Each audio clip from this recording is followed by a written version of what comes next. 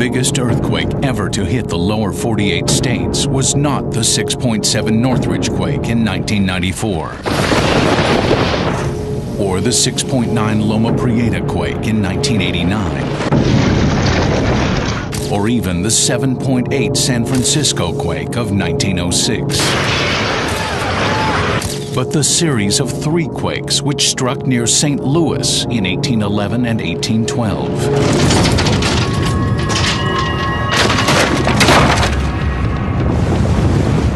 The earth didn't just shake, it discharged bizarre sand geysers, spewed strange vapors, made the Mississippi River run backwards, and sucked lakes dry.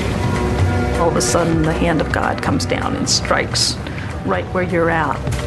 For many, it seemed to be the end of the world. These people were scared to death.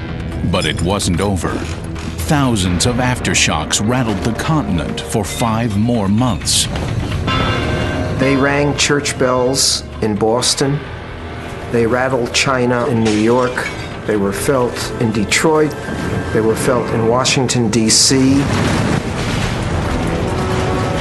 What if that same earthquake were to strike the Midwest today? The lives of at least 11 million Americans would be in peril. The problem today is that what was an unpopulated part of America is now very populated. It's happened before.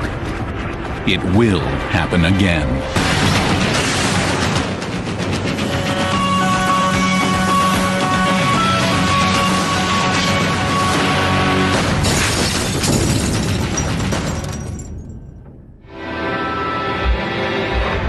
The heartland of America has seen its share of natural disasters.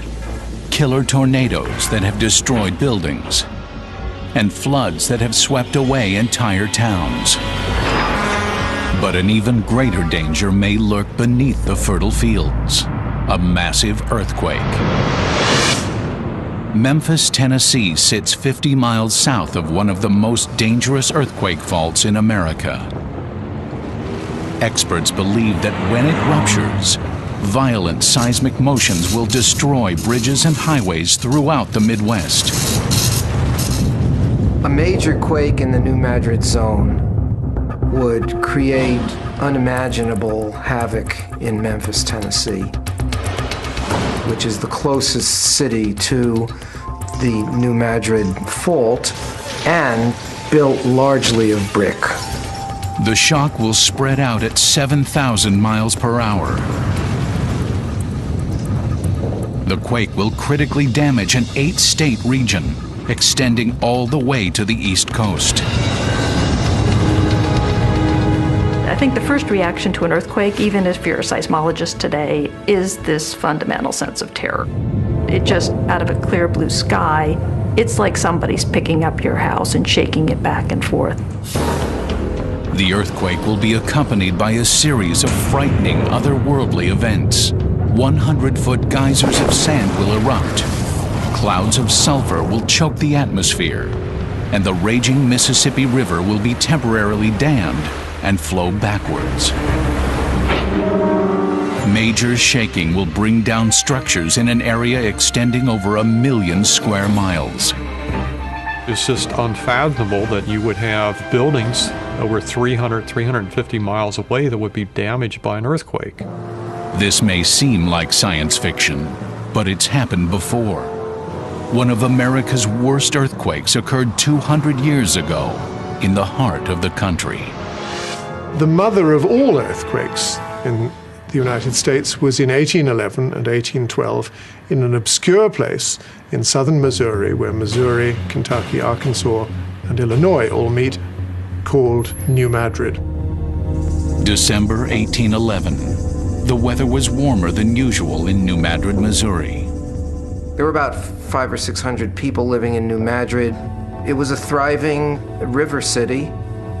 It was located on the largest S-curve in that section of the river. A little after 2 in the morning on December 16th, the earth sort of came unglued with the first of the earthquakes. There was a great roar that's compared in the accounts to thunder or heavy artillery, and the ground started shaking, and people were thrown from their beds, furniture was overturned, and in the middle of the night in 1811, you would have no idea what this was. Intense seismic waves radiated in all directions for hundreds of miles. The thing about New Madrid is that it's in the middle of a vast alluvial plain, and the seismic shocks from it spread unrestricted across certainly eastern America. The quake was felt as far away as New York, Boston, Montreal, and Charleston, South Carolina, where it rang the bells of St. Philip's Episcopal Church.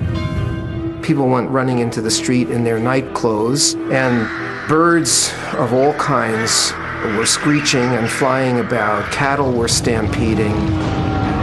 With the earth convulsing, it was impossible to stand. They threw themselves on the ground and started praying in fear. And one couple grabbed all their children, ran into the street. The mother suddenly realizes that they've left the infant behind. And she says to her husband, "Go get the baby." He starts back to the house, and the ground is shaking so badly he's thrown to the ground a dozen times before he can finally get to the house, crawl inside, reach the baby, get back out. George Christ, living 100 miles north of New Madrid, wrote this account. There was a great quaking of the earth this morning. Tables and chairs turned over and knocked around. All of us knocked out of bed. The roar I thought would leave us deaf. All you could hear was screams from people and animals. I don't know how we lived through it. There were no seismographs in 1811 to record the shock. But based on eyewitness accounts and destruction reports, seismologists believe the quake measured 8.0 on the Richter scale. 10 times stronger than the 1906 earthquake in San Francisco. And the horror wasn't over. Frightened residents next confronted inexplicable large clouds of strange gas seeping from the earth. There was a sulfurous smell which came up out of the bowels of the earth. Escaping into the darkness, many people reported seeing bizarre flashing lights. The lights are not unique. There are other earthquakes where people have said that they've seen them. The explanation is that it has something to do with the squeezing of the rocks. They emit electrical signals. It's called a piezoelectric effect. After a night of terror, the sun came up. But dawn brought no relief from the tremors. There were rumblings and shakes all through the night. And then at 7 a.m. there was another shock, at least as hard as the first and maybe worse. And it kept going all through the day. Many homes and barns that endured the 2 a.m. shaker now clattered to the ground from this massive aftershock. With daylight, people could see the earthquake destruction.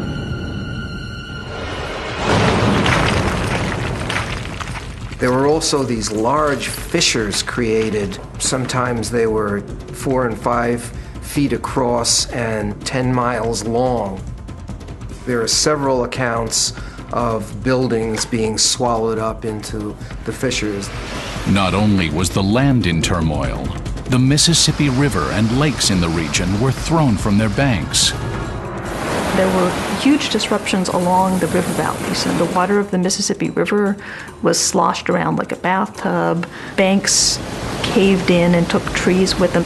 Probably the most dramatic thing that happened was a huge piece of land was thrust up.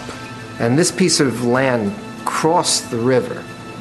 And so all this water comes downriver and hits this impediment. Well, it's like when you're in a bathtub and you push the water away from you, there's only one place it can come, back towards you. And so a 30-foot high wall of water goes rushing back upstream. Incredibly, the mighty Mississippi flowed backwards. churning against uplifted land, it retreated from its normal course, charging back upstream toward Illinois. At 11 a.m., there was yet another massive aftershock, estimated to be close to 8 on the Richter scale. The third huge seismic event in less than 12 hours. 2 hunters near the town of Little Prairie witnessed something shocking.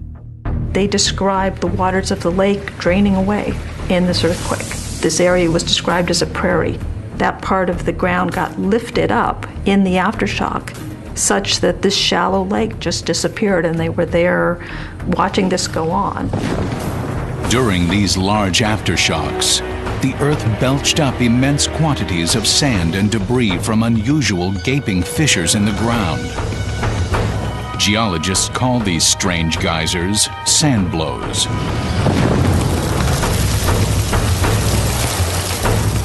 So we're talking about a lot of sand being blown up through the face of the earth, sometimes 100 feet high. And of course, it's bringing up whatever is down there.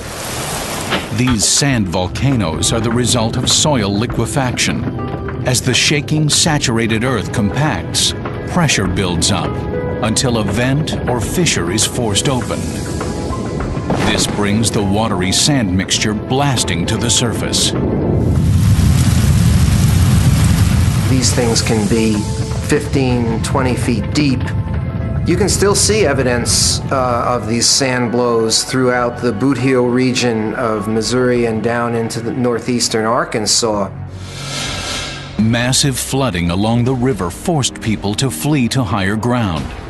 The town of Little Prairie, which was actually hit harder than New Madrid in the first day of earthquakes, was flooded, and the town evacuated. These people were scared to death. They had just witnessed a calamitous event, and they were moving across a landscape that they knew very well, but it had been so dramatically affected by the fissures, they would have been like a war zone. Amazingly, the largest shock was yet to come. Their hell had only begun.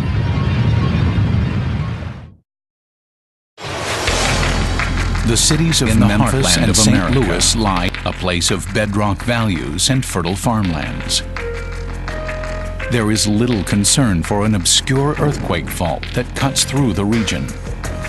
But if history can teach us anything, the next time this fault ruptures, it will turn Memphis and the entire Midwest into a mega disaster. It has happened before. Early on the morning of December 16, 1811, an 8.0 earthquake erupting near the community of New Madrid, Missouri, shook the ground for hundreds of miles in all directions. Aftershocks continued to rumble through the area over the next month. Residents abandoned their splintered cabins and set up makeshift shelters, with temperatures hovering just below freezing. Still, the shaking continued. The earth stayed in motion for quite a long time, as much as a month. After people calmed down, they began to rebuild, only to be terrorized again. Then on January 23rd, 1812, there was another monstrous earthquake. And it created very much the same type of hysteria that resulted from the December 16th quake. These were shocking events, but only precursors of what was to come. Frightened residents believed they were suffering the wrath of God. All of a sudden, the hand of God comes down and strikes right where you're at. There's just a natural tendency to take that as a sign that maybe you need to clean up your act, and certainly that happened at New Madrid. The ground was in a constant state of unrest with the aftershocks. They just had the sense that it was moving almost constantly. Then, on February 7, 1812, the New Madrid Fault unleashed its most violent earthquake to date, 8+ on the Richter scale. February 7th is what the locals called the hard shock, which is kind of amazing. By all accounts, the biggest earthquake of the sequence. the fault crossed the Mississippi River in 3 different places. The region, which had been under so much stress and strain, could handle no more.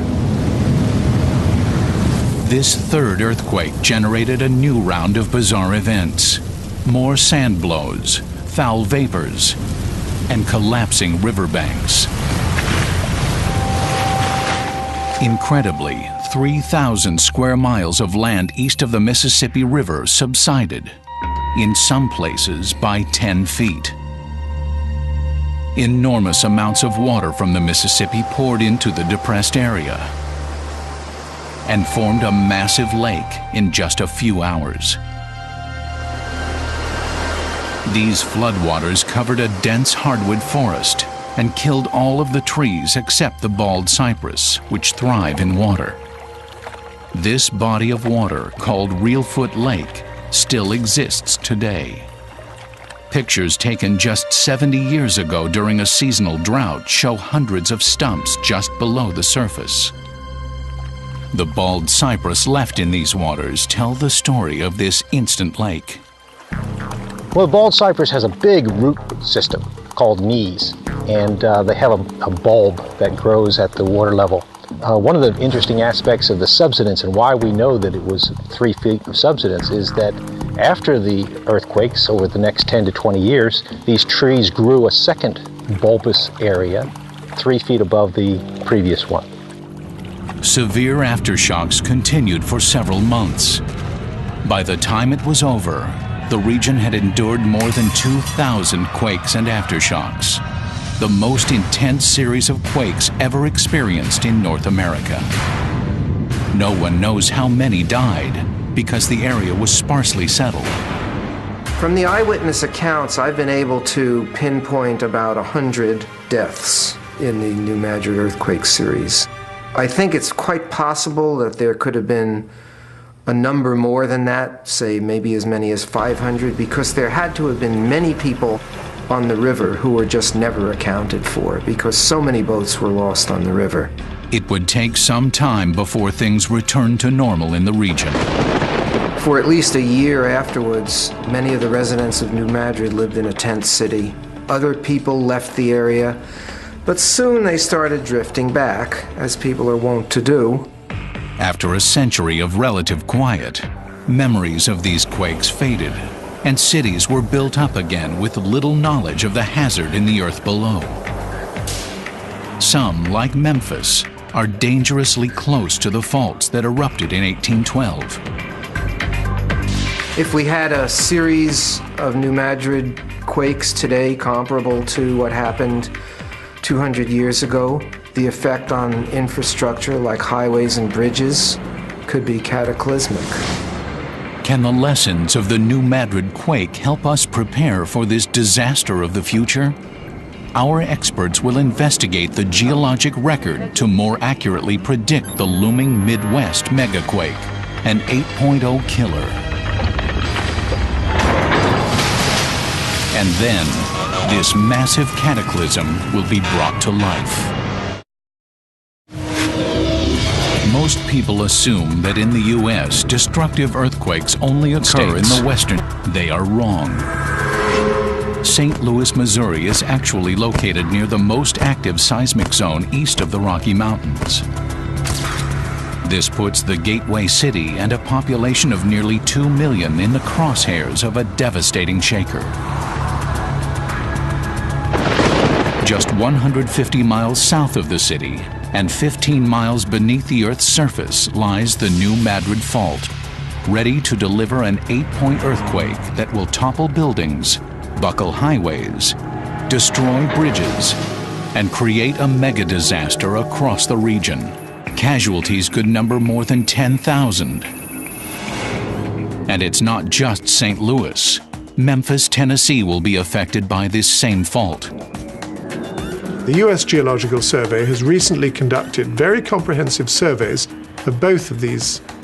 They're both very dangerous places, and the administrations in both of those cities don't want to know. Nearly 200 years ago, people in this region had first-hand experience with not just one, but a series of monster quakes. The United States Geological Survey has plotted worldwide earthquakes from the last 50 years. A great majority of them fall into a predictable pattern. Most earthquakes in the world occur along plate boundaries, where two tectonic plates are moving past one another, and as they try to move, the rocks resist until they break and you have earthquakes. But there is an active earthquake area located in southeastern Missouri on the banks of the Mississippi, the New Madrid seismic zone. 4,000 earthquakes registered here over the last 20 years, and no one knows exactly why. The theory of plate tectonics provides an excellent explanation as to why we have earthquakes over most of the world. But it doesn't explain why we have earthquakes right in the middle of a plate. It violates what the theory would suggest. Though not part of a plate boundary, there is some evidence that there may be an ancient fault line under New Madrid, now buried beneath 3,000 feet of Mississippi sediment. This entire part of the United States is under compression from essentially the Mid-Atlantic Ridge, and the pressure of that pushing all the way through this area. We know for a fact that underneath this area lies an ancient rift, a major fault system that is 600 million years old. These faults have been activated various times through history and have recently turned on. Scientists are in a desperate race to discover when the New Madrid fault will erupt with a new series of earthquakes. The problem today is that what was hitherto an unpopulated part of America is now very populated. And there are two cities that are most at risk. One is Memphis to the south, and one is St. Louis to the north. And between these cities today lies a complex network of roads, bridges, and communication links. The geologic clock is ticking for New Madrid. Crisscrossing faults could erupt in a massive quake that would make the 1811 and 12 shakers seem like a dress rehearsal. Yet questions still loom over the Midwest. When will another earthquake erupt? And will the residents be ready? With three-dimensional geologic mapping technology, Roy Van Arsdale has modeled this subterranean world, hoping to find some answers. Well, we're compiling all kinds of information that we can get in terms of deep information. This first screen is a digital elevation model, which is basically a rendition of the topography of the region. You have the Mississippi River floodplain in view there. And in fact, there's a little gold star that shows where we're sitting right now in Memphis, Tennessee. Using sound waves, scientists determine the composition of the rocks and subsoil. A geological snapshot of the terrain under the Mississippi sediments. This second layer is 5 miles below the surface. We're looking at what's called the Precambrian surface in these multicolored depiction. And what you can also see is that the Precambrian geology is broken by faults. That's what these plains are that displace that surface. And there are earthquakes occurring along these two particular faults. These faults are oriented in such a way that it looks like they are trending towards Memphis and Shelby County, the star in the model. So we expect that they probably do pass beneath where we are right now. Next, they plot onto the geography the locations of earthquakes in the region since 1995. There have been earthquakes occurring over a long period of time, but these are the earthquakes that are well located. With the earthquakes in this pseudo 3D projection, they look like a shotgun blast until you rotate the model. You can see that the earthquakes align themselves along a plane. What you're looking at now is the real foot fault, and the earthquakes are popping off along that fault plane. There it is, the killer fault people want to ignore. Pretty small, just 149 miles long compared to the San Andreas Fault that stretches more than 700 miles. But it packs a devastating punch because seismic waves travel easily through Midwest bedrock. Seismic intensity maps of the 1811 event show destructive shaking in each of these quakes, stretching for more than 350 miles from the epicenters on the New Madrid fault line. Clearly, the New Madrid earthquakes were big events, and they were felt all the way to the Atlantic seaboard, and they really rocked the whole mid-continent. That makes them big, potentially damaging events and the kind of quakes that we really worry about. The geologic record is sending a desperate but often ignored message to millions of people living in the New Madrid seismic zone. If conditions stay the same as they've been for the past 1,000 years, another series of earthquakes comparable to the 1811 and 1812 series is inevitable.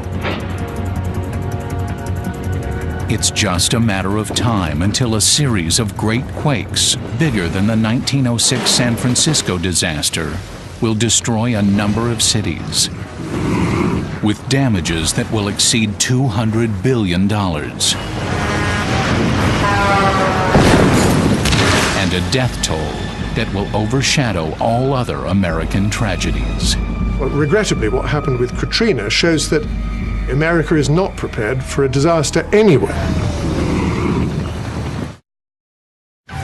The Midwest is in danger of being destroyed by a major earthquake. It may be hard to believe that this peaceful region is in jeopardy, but the numbers tell a different story. We have about 11 million people at risk in the central U.S. Memphis and St. Louis are our two major urban centers. Each of them respectively have about 1.5 million, 2 million people. The bulk of the 11 million is about 7 million, which fall in the rural areas throughout the central U.S., which, as you see, a lot of them are right in these areas which are most vulnerable to shaking. With 6 major rivers crossing the New Madrid seismic zone, damage to bridges and highways will paralyze transportation corridors, leaving thousands of people stranded and supplies going nowhere. The cities of St. Louis and Memphis are densely populated targets of a future 8.0 earthquake along the New Madrid fault. The only question now is when. Scientists are investigating the past in the hope of giving people some warning before the imminent megadisaster. Scattered across the New Madrid zone, there are scars of past seismic eruptions. Sand blows that formed during the 1811-1812 quakes still dot the landscape and make it difficult to grow a solid field of cotton. The sand blows are very common, especially in the heart of the New Madrid seismic zone, close to the New Madrid faults. Paleoseismologist Marticia Tuttle digs into sand blows, searching for clues as to the frequency of the past quakes. I started working in the New Madrid seismic zone in 1992, and at the time the conventional wisdom was that no prior New Madrid events had occurred for 10,000 years. Today, Professor Tuttle joins archaeologist Marion Haynes to excavate a trench in the middle of a cotton field. Digging into the soil, they uncover a very large sand blow. The sand blow starts here. It's thin. It's getting thicker. The buried soil is about 4 feet deep. Here's another beautiful vent area. The sand blow's thinning, and it ends about there. This sand blow is more than 63 feet wide on the surface. The exact magnitude of the 1811-1812 events is debatable, but the effects that it had in the New Madrid seismic zone are irrefutable. And come to the field and see the ground failure that occurred, the sand blows that formed, and you'll see that these were no small events. This would be the plow zone, and that's an agricultural horizon resulting from plowing of the fields. This sand blow formed in 1811-1812 because there's essentially no soil left above it. The plowing of the fields has destroyed what little soil had developed, and it takes time to develop a soil. Professor Tuttle suspects there may be deeper prehistoric sand blows that may hold evidence of earlier quakes. To locate older sites, she brings in a ground-penetrating radar specialist. After roping off a grid, Jamie drags the radar antenna over the ground. The radar measures soil resistance and produces this image of the subterranean world.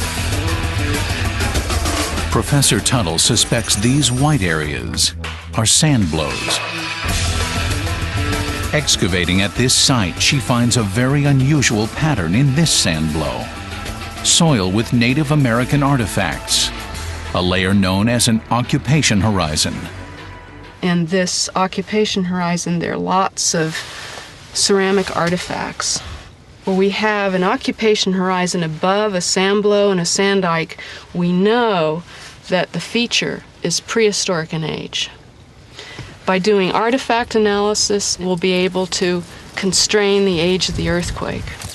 Carbon dating charcoal remnants in the soil indicates that Native Americans occupied this land in about 1400 AD.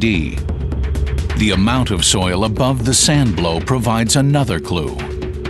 It takes hundreds of years for this layer to accumulate. This sand blow must have erupted centuries before the 1812 earthquake. Professor Tuttle has made a major discovery. This is indeed earthquake country. At this point, we've established that New Madrid-type earthquakes have occurred in this region around 900 AD and 1450 AD. There's some evidence for an event around 300 AD, and there's very strong evidence for an even earlier event around 2350 BC. Based on Professor Tuttle's work, we now know the New Madrid Fault unleashes a major earthquake every 300 to 500 years. It has been nearly 200 years since the great quakes of 1811 and 1812. Time is running out to prepare for the next disaster.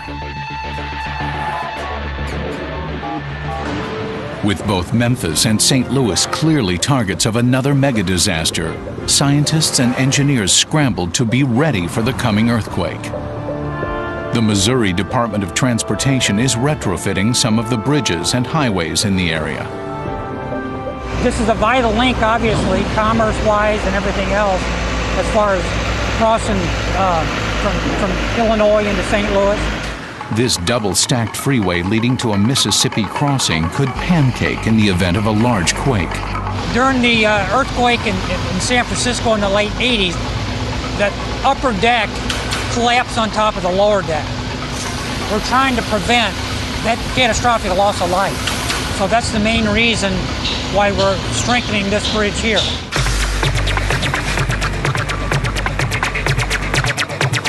In Memphis, there are major concerns about the Interstate 40 bridge spanning the Mississippi. Engineers are racing to strengthen the towers and road surface. If that bridge were to fail, it wouldn't just affect Memphis, but it would affect the whole country because of the enormous volume of goods that go over that bridge. The retrofit involved strengthening it and improving the connections and the bearings of the bridge, and strengthening the foundation and make sure better connection between the foundation and the structure. And they came up with this innovative design which they used pendulum isolation bearings, and they isolate the superstructure from the structure below it. 2 years behind and still not completed, the I-40 bridge is expected to withstand shaking up to 7.7 on the Richter scale. 1 mile south, the I-55 bridge is not a great candidate for retrofitting. Cheaper to build a new one once the earthquake knocks this one down. Throughout the Midwest, engineers are frantically working to make buildings safer. Some corporations, like AutoZone in Memphis, have chosen to utilize the latest seismic protections in their new buildings, base isolators. The building is constructed on giant rubber plugs inserted into the foundation. These plugs absorb ground motions, and building shaking is minimized. That is their corporate headquarters, and their data center is within that building. So all of their stores, processing of data and orders comes into that building. And that's why it was critically important for them to consider base isolation for their building there in Memphis. Steel frame high-rises built in the last 20 years will be okay because they are engineered to bend with the strain, though their contents and people will be shaken. Wooden residential buildings are mostly flexible and will handle the shaking, but unreinforced brick buildings are death traps. Every earthquake that I've ever been to, the buildings that go down initially first and the hardest seem to be unreinforced masonry buildings. The east side of St. Louis by the river is literally filled with unreinforced brick buildings and row houses. Memphis has a large number of brick buildings in the downtown area that will collapse in a major quake. For a repeat of an 1811 and 12 size earthquakes, and over the next 50 years, we estimate there's about a 7 to 10% chance of that occurring. For a smaller earthquake, a magnitude 6 or greater, the chances are much higher, about 25 to 40%. The doomsday clock is ticking for 1 million square miles of the Midwest. A killer earthquake will soon strike with a 5-figure death toll and a 12-figure damage estimate. By employing the latest scientific data and computer graphics, we will create that disaster from its first jarring moments to its thundering finale.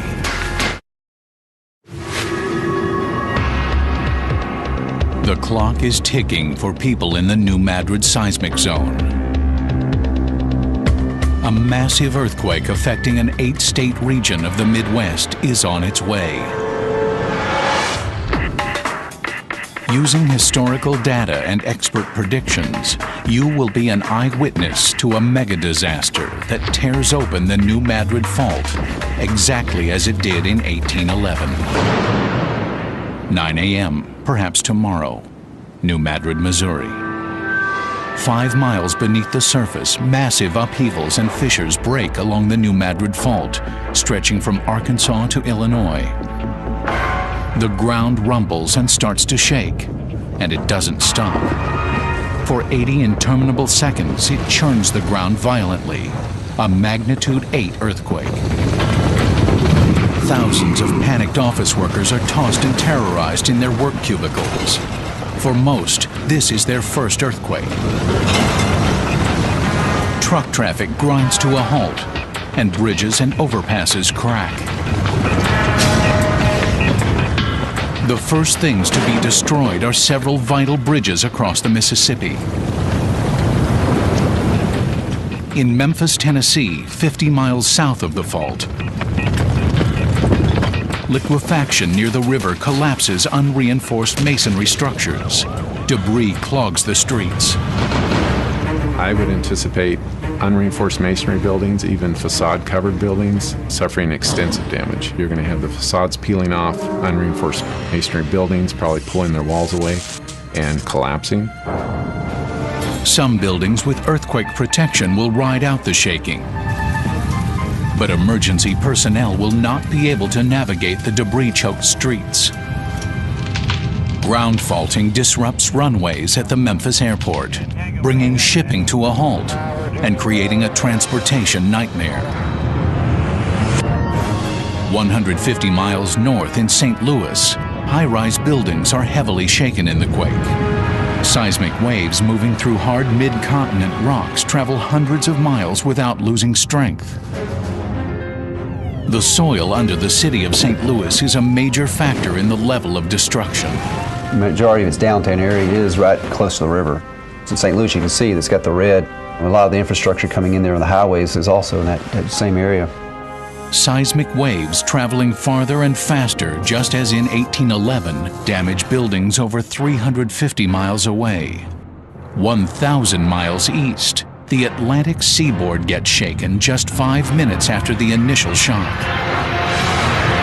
From St. Louis to Memphis, the Mississippi River, choked with debris, bombards levees and earthen banks. Houses are swept away and boats are thrown ashore.